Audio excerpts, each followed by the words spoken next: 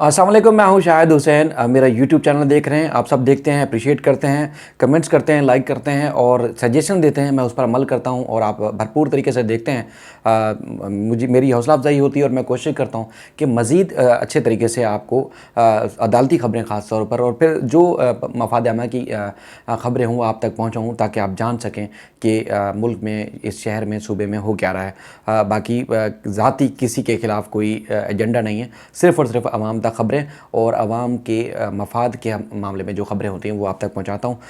उम्मीद करता हूँ कि ज़्यादा से ज़्यादा देखने के लिए, आप अच्छी सी चीज़ें देखने के लिए, बर वक्त देखने के लिए मेरे चैनल को ज़रूर सब्सक्राइब करेंगे, लाइक करेंगे, कमेंट करेंगे और मज़ीद भी जो सजेशन होंगी वो देंगे, ताकि मैं आप तक बर वक्त चीज़ें पहुँचा सकूँ। सुप्रीम कोर्ट ने तहरीरी हुक्मनामे जारी किए।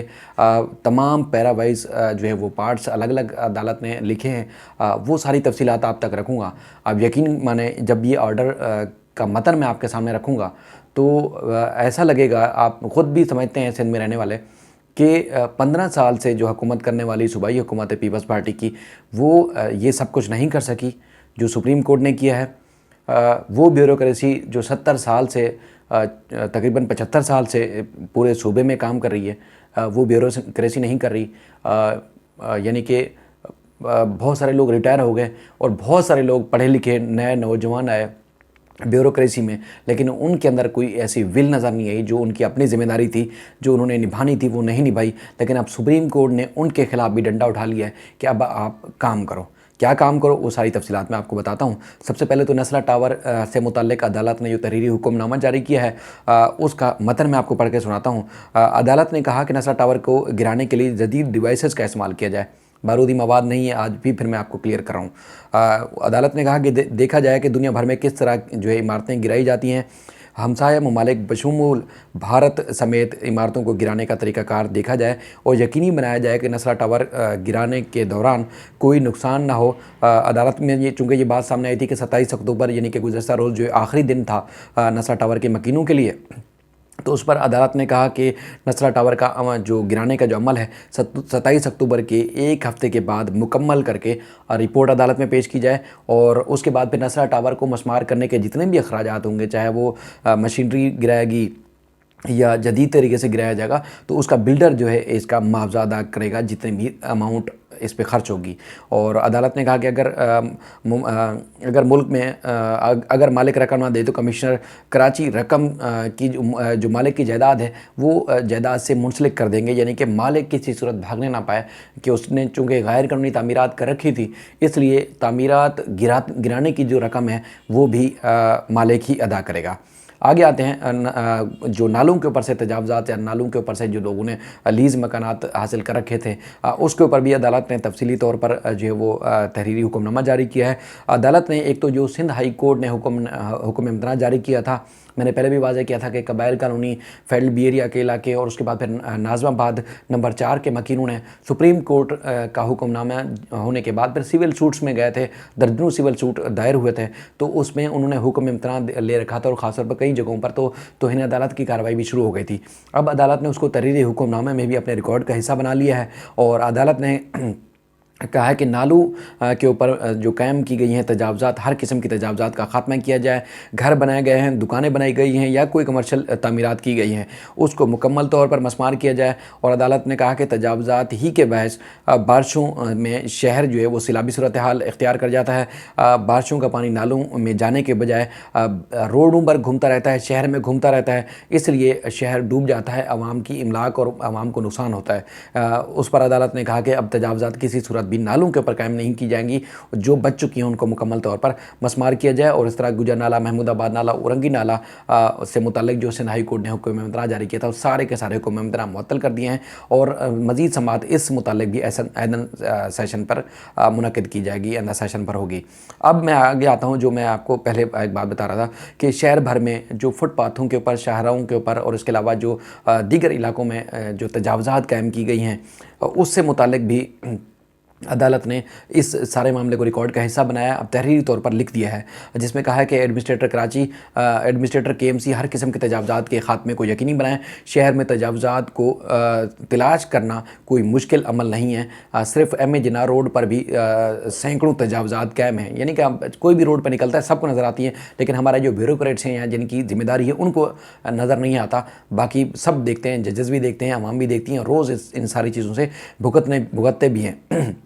अदालत ने कहा कि शाहराहों की जो फुटपाथ हैं उस पर कब्जे किए गए हैं। पार्कों, खेल के मैदानों में दरख्त और सब्ज़ा लगाया जाए और पार्कों को अपनी सलाखें लगाकर महफूज किया जाए। पार्कों में शहरियों को पीने का पानी, वाशरूम और दीगर सहूलियात भी फराहम की जाए। पार्कों और खेल के मैदानों में लाइट्स के इंतजाम भी यकीनी बनाया जाए और इसकी तफसीलात भी अदालत ने एडमिनिस्ट्रेटर केएमसी से आइंदा समात पर तलब की है। इसके अलावा जो केडीए के ज़ेर इंतजाम जो पार्क हैं, अक्सर इल्ज़ाम आयद किया जाता है कि फ़लाँ पार्क फ़लाँ के हिस्से में फ़लाँ चीज़ फ़लाँ के है, तो उसमें भी अदालत ने केडीए को भी हुक्म दिया है कि डीजी केडीए को कहा है कि जो केडीए के मातहत या ज़ेर इंतज़ाम पार्क हैं उनके ऊपर से जो तजावज़ात हैं वो हंगामी बुनियादों पर तजावज़ात का ख़ात्मा किया जाए। रफ़ाही प्लाटों पार्कों से कब्ज़ा जो है फ़ौरी तौर पर ख़त्म किया जाए। अदालत ने वक़ार मेमन जो है सीनियर डायरेक्टर मास्टर प्लान को आइंदा समात पर जो है रिकॉर्ड के साथ पेश होने का हुक्म दिया है और अदालत ने कहा कि मास्टर प्लान और गज़ट नोटिफिकेशन भी आइंदा समात पर पेश किए जाएँ।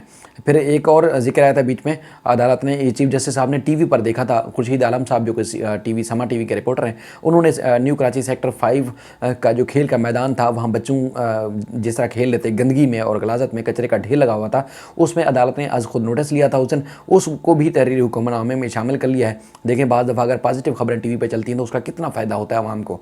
उसमें अदालत ने इस मामले को आज खुद नोटिस में तब्दील किया है और उसके बाद फिर अदालत ने डीजी केडीए को कहा है कि खेल के मैदान को जो है फौरी तौर पर बहाल किया जाए और पूरे मैदान को जो आहनी सलाखें होती हैं यानी कि चारों तरफ से सलाखें लगाकर महफूज बनाया जाए और खेल के मैदान में दरख्त सब्ज़ा लगाया जाए और 1 माह में खेल के मैदान को तमाम सहूलियात से आरास्ता किया जाए।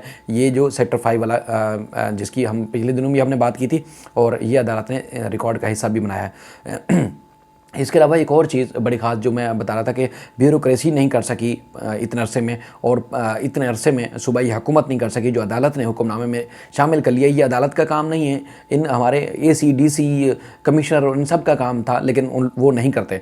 अदालत ने जो बड़ी तजावज़ात हैं यानी कि गली मोहल्ले और दीगर इलाकों में जो तजावज़ात हैं उनके ख़ात्मे का हुक्म दिया है और कहा है कि कराची के तमाम जो DMCs के एडमिनिस्ट्रेटर्स हैं वो ज़ाती हैसियत में अदालत में पेश हूँ और अदालत ने कहा है कि एडमिनिस्ट्रेटर DMC गली मोहल्लों, फुटपाथों और सड़कों से तजावज़ात का खात्मा करें। गली मोहल्लों, सड़कों और फुटपाथ पर कब्ज़े से मुताल्लिक जो है रिपोर्ट आइंदा समात पर पेश करें और अदालत ने कहा कि बताया जाए कि हर हदूद में तजावज़ात के खात्मे से मुताल्लिक क्या पेशरफ्त हुई, उसकी अगले सेशन में रिपोर्ट पेश की जाए। अक्सर होम्योपैथिक ऑपरेशन होते हैं, हल्की फुल्की तोड़ फोड़ या कोई पथारे हटा लेते हैं, उसके बाद दोबारा वो कायम हो जाती हैं, कोई नहीं पूछता। बहरहाल अदालत ने उसका रिकॉर्ड का हिस्सा बनाया है। उसके बाद फिर आगे हम जो चलते हैं वो बड़ी ख़ास चीज़ है। अब ये मामला सिर्फ तजावज़ात कराची तक नहीं है, हैदराबाद या सक्खर तक नहीं है, बल्कि मामला बहुत आगे चला गया है। अब सिंध के तमाम अज़ला वो मैं अदालत ने जो रिकॉर्ड का हिस्सा बनाया है वो आप तक रखता हूँ, आपके सामने रखता हूँ। उसमें अदालत ने कितनी बड़ी बात की है जो सूबाई हुकूमत नहीं कर सकी या करना ही नहीं चाहती, उसमें अब अदालत ने इसको आज खुद नोटिस में तब्दील किया है और उसके बाद अदालत ने हुक्मनामे में कहा है कि सूबे भर के जो तमाम कमिश्नर्स हैं उससे रिपोर्ट मांगी है और कहा कि तमाम कमिश्नर अपने अपने इलाकों की तजावज़ात के खात्मे से मुतालिक रिपोर्ट पेश करें।